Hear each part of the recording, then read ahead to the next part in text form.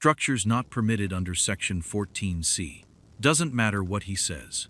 The younger one nodded, writing something down. We cite it, we post it, we're done by lunch. 30 yards away, Mark Valdez kept moving down the property line, one hand on the feed bucket, his boots reading the frost-hard ground without looking down. He hadn't turned. He gave no sign he'd heard a word, but his grip on the bucket had shifted. 2 fingers adjusting, thumb resettling, the kind of change that costs nothing and means everything if you know what to look for. He paused once, not to listen.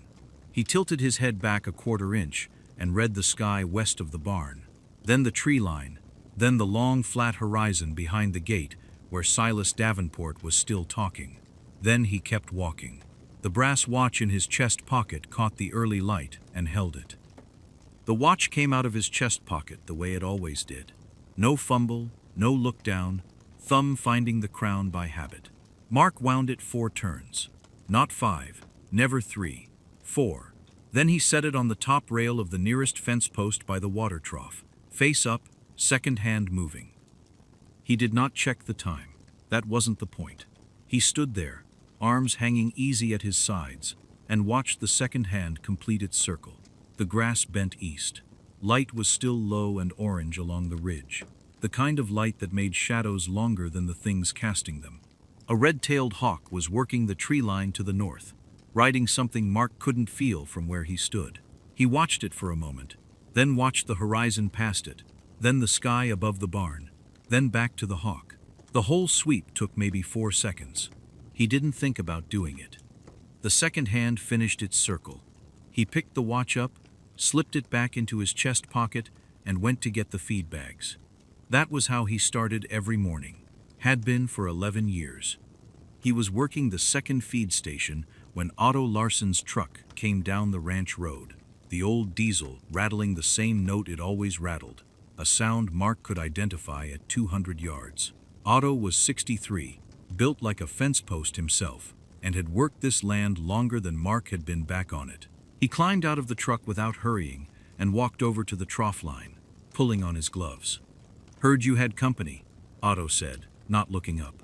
"Showed up at first light," Mark said. "County? Land use office." Otto pulled the trough valve and checked the float. The water ran clear. He watched it for a moment. Same one as last spring? Different one. Worse. Otto made a sound that was not quite a word. He reached down and cleared a clod of grass from the valve housing, working with 2 fingers, precise and unhurried. Then he straightened and looked across the pasture toward the gate, where Silas Davenport was standing with his junior colleague, both of them watching the 2 old men at the trough. "He know what he's standing on?" Otto said. Mark didn't answer right away. He hefted a feed bag, cut the top, and poured it along the station rail without spilling a gram. "Nobody ever does," he said. Otto nodded, like that confirmed something he'd suspected for years.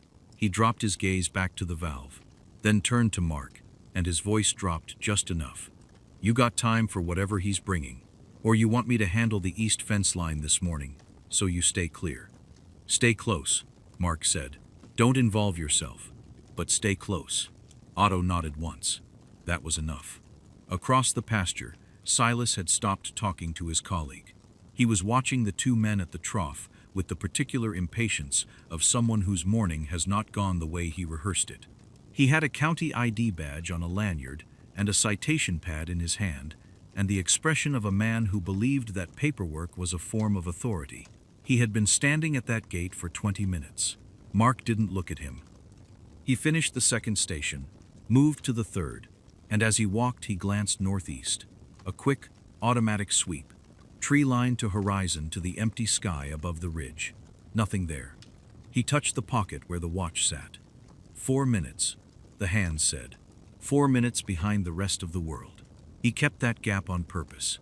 Had since the day he drove home and hung up a flight suit he never expected to wear again. Nobody on this ranch knew why. Not even Otto. Not yet. The wire had gone down sometime in the night. Third post from the corner, pulled clean out of the ground by something that had leaned against it long enough and hard enough, and now 15 feet of wire sagged into the grass like a question mark. Mark set down the feed bucket without looking at it. and walked to the toolbox on the back of the truck. He didn't check his list. He knew what he needed before he got there. Wire stretcher, a fresh post, the driver, 2 clips. He pulled each item with one hand and tucked the post under his arm in a single motion. No wasted reach, no second grab. Otto watched from the other side of the trough. He'd seen Mark work before, plenty of times, but there was something about the repair this morning that made him go quiet in a way he couldn't quite organize into words. Mark drove the new post with short, measured strokes, plumb on the 3rd hit, and never checked it with a level.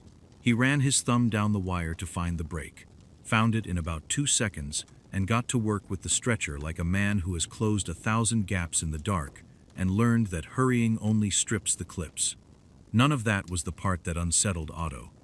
The part that unsettled him happened twice. Once when a hawk crossed the far tree line, and once when the wind shifted and moved through the dry grass along the high ground to the north. Both times, Mark stopped mid-motion. Not long, not even a full breath. His head came up and his eyes went out. Past the wire, past the water trough, past the barn, and did a slow sweep from the north to the east, to the open sky above and behind him. He wasn't looking at the hawk. He wasn't watching the grass move. He was reading something Otto couldn't see, checking for something that wasn't there, and when he found it wasn't there, he went straight back to the wire without comment. Like it was breathing, just a thing his body did. Otto picked up a post driver he didn't need and carried it 6 feet to the left, something to do with his hands.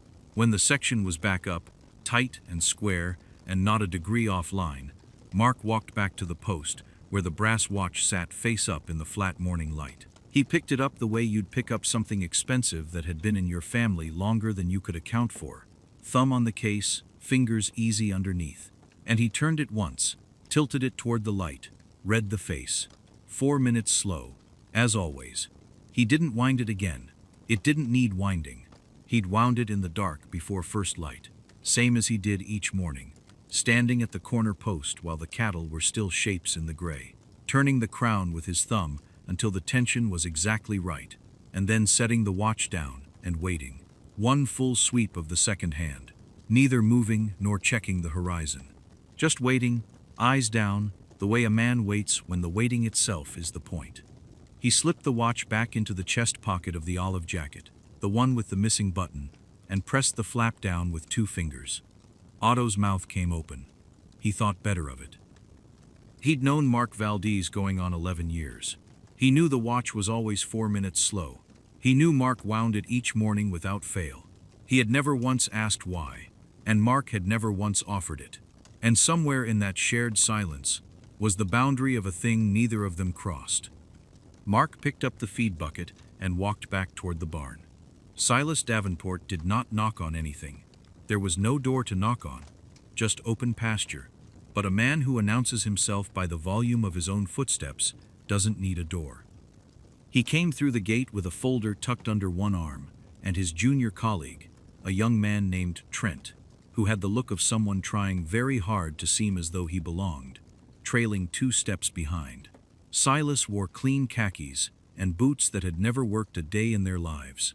He walked across the pasture like he was walking across a parking lot he owned. Mark heard him coming. He heard Trent, too. He set the feed bucket down against the barn's outer wall and turned around slowly, not because he needed time to compose himself, but because there was no reason to hurry. Silas stopped 6 feet away and opened the folder. Mr. Valdez. Not a question. An announcement. I'm Silas Davenport, County Land Use Authority. I have a notice here regarding an unlicensed water impoundment structure on this property, specifically the earthen retention basin at the north end of your lower pasture. That structure exceeds the threshold requiring a development permit under County Ordinance 47B. You haven't filed one. Mark looked at him. Not at the folder, at his face. The way you watch a tree line when something in it has moved, and you're deciding whether it's wind or something with intention.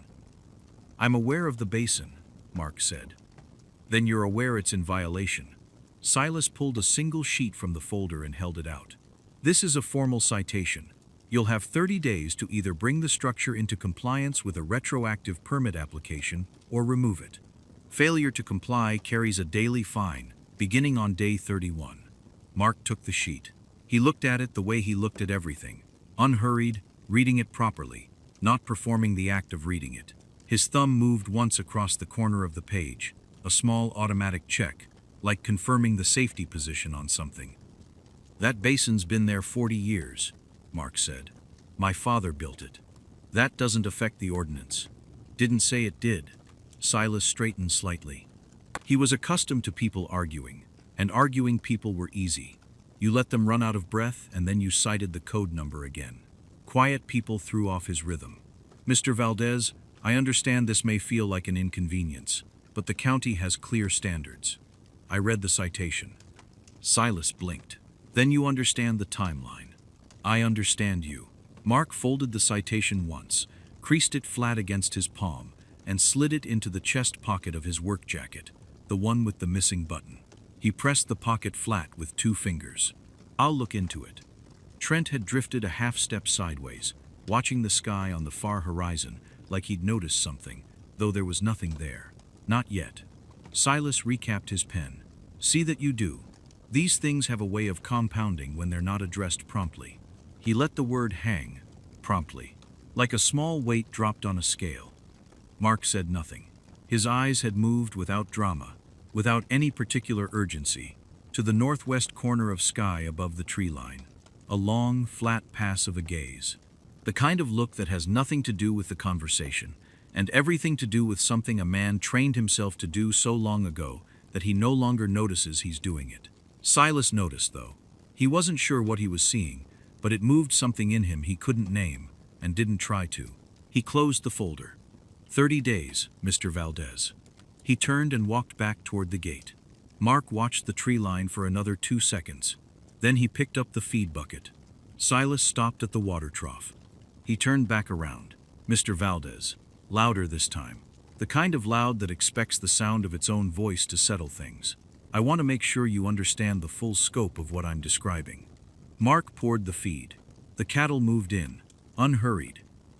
An uninspected impoundment structure on recorded grassland easement is not a citation matter, not ultimately.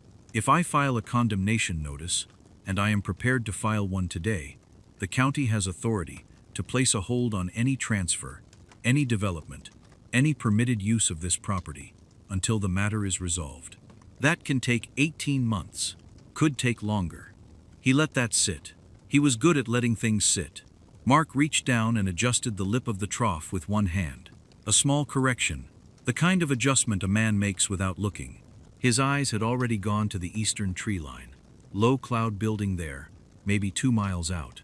Wind from the southwest, pushing 12, gusting a little. He read it the way another man might read a clock. When he looked back at Silas, his expression hadn't changed. "You said that already." Silas drew a short breath. "I said I could issue a citation. I'm now telling you I can go further. There's a difference." "There is," Mark agreed. He moved to the next section of post line, feed bucket switching hands in a single unhurried transfer. Silas walked parallel to him along the inside of the posts, keeping pace, his citation pad out again, its cover flipped back. He hadn't written anything on it yet. That detail bothered him more than he would have admitted. "The structure isn't just unlicensed," Silas said. "Based on my preliminary assessment, the impoundment may constitute an alteration of a natural drainage corridor. That triggers a different set of statutes entirely. Federal oversight, not county." Mark looked at him once, briefly, not with alarm. "More the way you look at weather you already accounted for." "You'll want to document that carefully," Mark said. "I intend to." Otto had stayed by the truck. He was leaning against the hood, arms crossed, watching the two of them without pretending not to. He'd heard Silas's voice carry from 40 yards. He'd heard the word condemnation. He looked at the ground, then back at Mark, and something in his expression said he was calculating something he hadn't wanted to calculate. 20 miles to the northeast, a Blackhawk was running low and fast across the basin floor. It had lifted off from a forward support element 2 hours and 50 minutes ago. The crew had not filed a public flight plan. The pilot had the coordinates already loaded. Not the county road, not the ranch gate, but the flat pasture itself. A waypoint pulled from a file that had no reason to exist in a civilian database. The crew chief had a photograph in his knee pocket, printed on plain paper, the edges creased from being folded and unfolded more than once. The man in the photograph was younger, but the way he stood was the same. The pilot's name was Wesley Salazar. He had been flying for 19 years. He had not slept much the night before. Back in the pasture, Silas was still talking. He had moved on to timelines. He was explaining, with the patience of a man who enjoys explaining, exactly how many days Mark would have to respond before the condemnation filing became automatic. He used the word automatic twice. He liked the sound of it. Mark set down the feed bucket. He took the brass watch from his chest pocket and checked it without opening the cover all the way. Just a thumb's width of light, the way a man checks something private in a public place. 4 minutes slow, accurate as it ever was. He closed it and put it back. The eastern cloud had moved another quarter-mile since he'd last looked. Silas was still talking. He had the citation pad out, pen moving, reciting municipal code numbers the way a man does when he wants the numbers themselves to do the intimidating, chapter this, subsection that, unlicensed impoundment structure, potential condemnation proceedings pending county review. His colleague stood 2 steps back, the way junior people stand when they sense a confrontation is about to become someone else's problem. Mark wasn't listening to the code numbers. He was watching the eastern tree line. Not because of anything Silas had done, because of something that had changed in the air, a frequency below sound, more felt than heard, the kind of displacement that travels ahead of a large rotor system by about 45 seconds if you know what to listen for. He'd spent 20 years learning to know what to listen for. He set the feed bucket down, unhurried. He didn't say anything to Silas, didn't raise a hand, didn't change expression. He just set the bucket down and turned his body about 30 degrees toward the tree line. Silas kept talking. And I want to be clear, Mr. Valdez, that this isn't a negotiation. The county has the authority under statute to...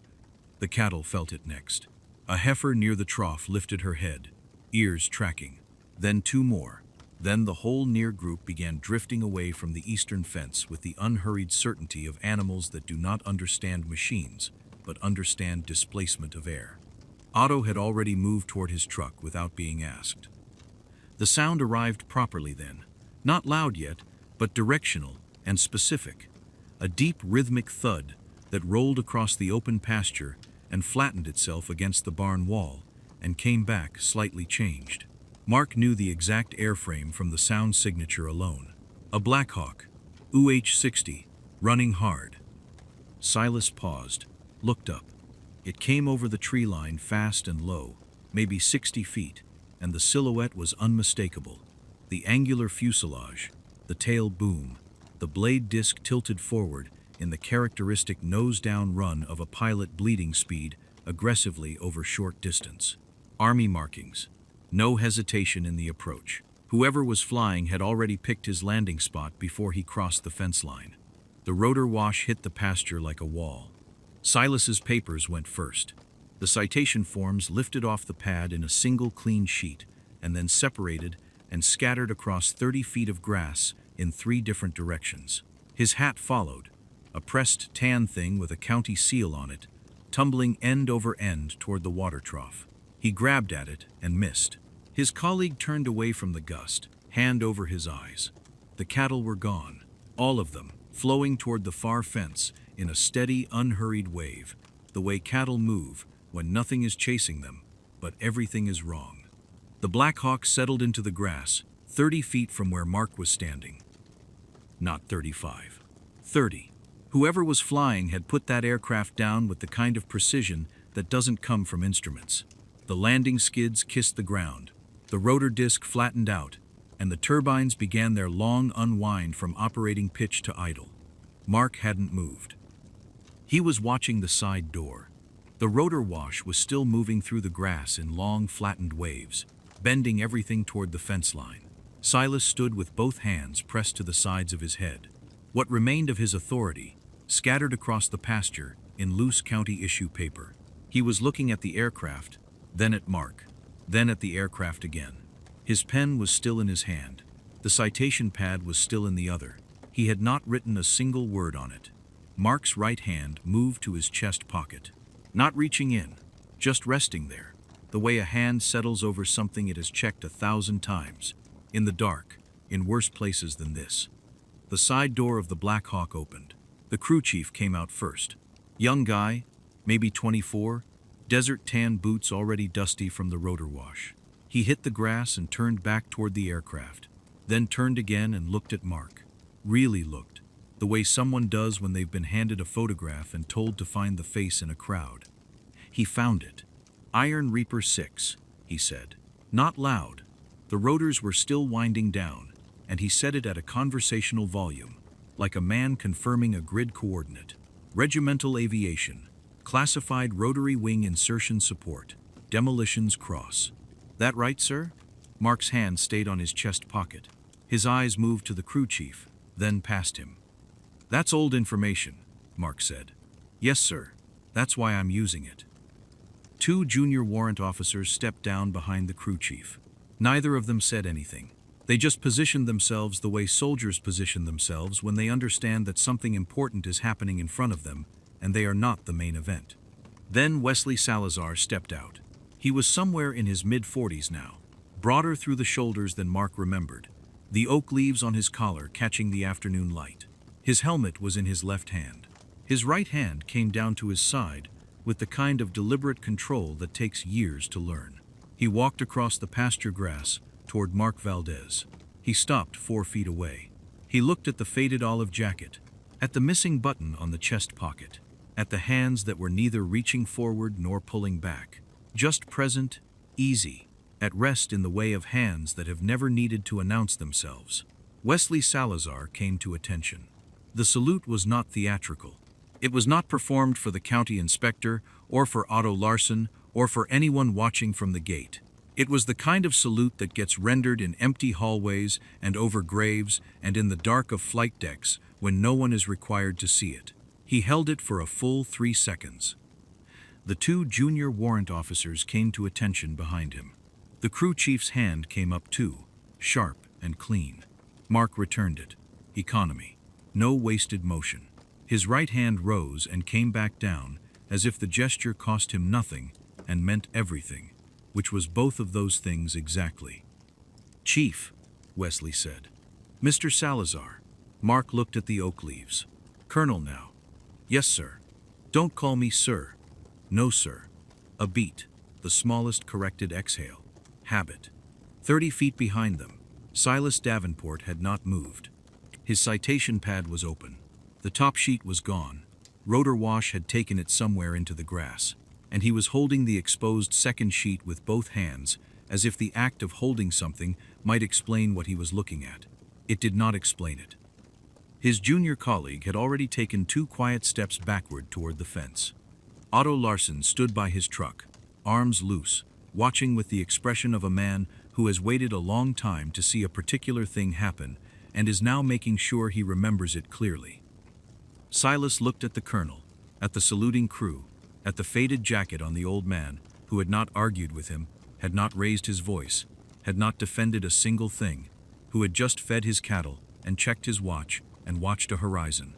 He opened his mouth, closed it. The citation pad dropped to his side. Mark had already turned his attention back to Wesley. Whatever Silas Davenport was doing with his face was no longer relevant to this pasture, or to this afternoon, or to anything that mattered. You flew 3 hours, Mark said. It was not a question. Wesley's jaw moved once. We found something, he said. Mark didn't ask what. He asked where. Pipeline crew, Wesley said. 20 miles northeast. They hit something about 4 feet down. Cache, looks like. 7, maybe 8 units. Packed in a way none of our EOD guys can read. The configuration's wrong for anything in current inventory. One of the junior warrants thought he recognized the casing geometry, but wasn't sure enough to act on it. And acting wrong on something like that. Wesley stopped. Let the grass say the rest of it. Mark looked northeast. His eyes moved across the tree line the way they always did. Unhurried, reading the sky in that single pass. Then he looked at the Black Hawk. You flew 3 hours to ask me, he said. I drove the request through 4 channels first. Wesley's voice was flat. Not embarrassed, just honest. Nobody else alive has handled that specific munition type in that configuration. The cross-training records are sealed, but I know what I know. Otto had moved without thinking to stand about 10 feet back, close enough to hear, far enough to know this was not his ground. Silas had not moved at all. He was holding his citation pad against his chest now, both hands, the way a man holds something he is suddenly not sure he should have brought. Mark said radio. Wesley nodded once and led him to the Black Hawk's open door. The crew chief handed the handset across without a word. Mark took it with the same grip he used on fence wire. Complete, settled, no adjustment needed. He keyed it once, listened to the carrier tone, and then he started talking. 3 questions. That was all. The first one was about packaging material, not the casing, the packing between units. He described 2 types and asked which one the crew on site was seeing. The answer came back in 8 seconds. The second question was about the orientation of the stacking pattern, horizontal or angled. He waited. Angled, they said. Angled at roughly 15 degrees. The third question he asked quietly, almost to himself, was whether any unit showed a secondary fuse port on the base plate. A small circular indentation, threaded, about the diameter of a man's thumb. There was a pause on the other end. Then, yes, 1 unit, maybe 2. Mark set the handset down on the doorsill. He looked at the horizon for exactly as long as it took him to breathe in and out once. Tell them to stop moving anything, he said to Wesley. 600-meter standoff, minimum, on all personnel. That configuration is a pressure-triggered anti-disturbance stack. It's been in the ground long enough that the initiator compound may have migrated toward the base plate. The ones with the secondary ports are the primaries. Everything else is subordinate charge. They don't move the primaries, they don't move anything. He paused. A licensed EOD team with that specific technical brief can clear it in about 4 hours. I can write the protocol on the way back if you need it in writing. Wesley took the handset back and relayed it, word for word. No summary, no interpretation. He had been taught that, once, by this man, in a language that didn't have a classroom. The crew chief was already running the pre-departure check. Wesley looked at Mark. We need you on site, he said. Not to clear it, just to be there when they do. Mark looked back at the pasture, at the fence post where the watch was sitting, at Otto, who gave him a short nod that meant he had the cattle and the water line and whatever else needed doing. Then he patted the chest pocket of his olive jacket, felt the familiar weight of the brass watch through the worn canvas, and turned toward the open door. He stopped at the fence post, one hand on the worn top rail, the watch sitting right where he'd left it, brass face catching the afternoon light, the second hand making its slow circuit without any awareness of what had just happened in this pasture. He picked it up the way he always did. 2 fingers, no fumbling. The chain gathered without looking. Ed dropped it into his chest pocket and pressed the flap down with his palm. Wesley had come up beside him. Not crowding, just there. That's the same watch, Wesley said. It wasn't a question. Same one. You carried it in the aircraft. Still do. Mark looked at the horizon for a moment. Just the far tree line and a strip of pale sky above it. Ran slow then, runs slow now. Wesley waited. He had learned that from Mark once upon a time. That silence was not empty, that it was the space where the honest thing eventually surfaced. 4 minutes, Mark said. I said it slow on purpose. The day I came home, I set it back 4 minutes and I never fixed it. Why 4? Mark turned the watch over in his pocket without taking it out. His thumb found the winding crown the way it always did, out of old reflex. So I'd arrive 4 minutes after the man I used to be, he said. Every morning. Every clock in the house says one time. This one says another. I get up and I go out to that post, and I wind it, and I wait for the hand to go around. And for 4 minutes I'm just behind him, not him. Wesley looked at the watch-shaped outline under the canvas. His jaw worked once. Does it help? Mark was quiet for long enough that a cow lowed somewhere behind them, and Otto shifted his weight on the near side of the trough. It helps me remember them, Mark said. The ones where 4 minutes would have changed the math, where we were 30 seconds late, or the window closed, or the ceiling was too low. He paused. The next words came out flat and careful, the way you say something you have said only once before, to yourself, in the dark. I checked, Wesley. 4 minutes is enough time to save someone. I know exactly how much you can do in 4 minutes if you know what you're doing.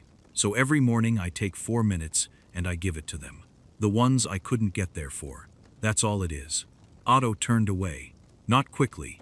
Slowly, the way a man turns from something too bright to look at directly, toward the water trough, toward the fence line, toward anything that was not this. His hand found the top wire, and he held it, knuckles down, and did not move. Wesley looked out at the pasture. His throat moved.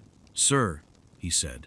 And then he didn't say anything else for a while, because there was nothing after that which would have improved on the silence. Mark looked at the watch-shaped weight in his pocket one last time. Then he checked the sky. South first, then west. Not out of threat, just out of everything he was, and turned toward the open door of the Black Hawk. "Let's go look at your ordnance problem," he said. He climbed in without assistance, his movements unhurried, the worn olive jacket catching the rotor wind. Behind him, Otto stood at the fence post with his hand on the wire and his back to the field until the sound of the aircraft rose above everything and then began to fall away to the south. The fence post was empty. The watch was gone, with the man who needed it. The rotor sound thinned, spread across the open grassland, and was gone. Otto didn't move right away. He stood in the bent-down grass where the Black Hawk had rested, looking at the space it had left. The cattle had drifted back toward the trough. The dust had settled. The pasture looked exactly the way it always did. Wide, quiet, indifferent to what had just happened inside it. He walked to the fence post. The brass watch was there. Mark had left it. Otto looked at it for a long time without reaching for it. The second hand was moving, tracking its slow circuit around a face-worn pail at the numbers. Still ticking, still 4 minutes behind the rest of the world, by design, by choice, by something that had no name Otto could use. He set his hand on the post, not on the watch, beside it. Above him, the sky was what it always was out here. Enormous, unhurried, the color of something that remembered everything and explained nothing. He didn't look for the Black Hawk. It was long past the tree line.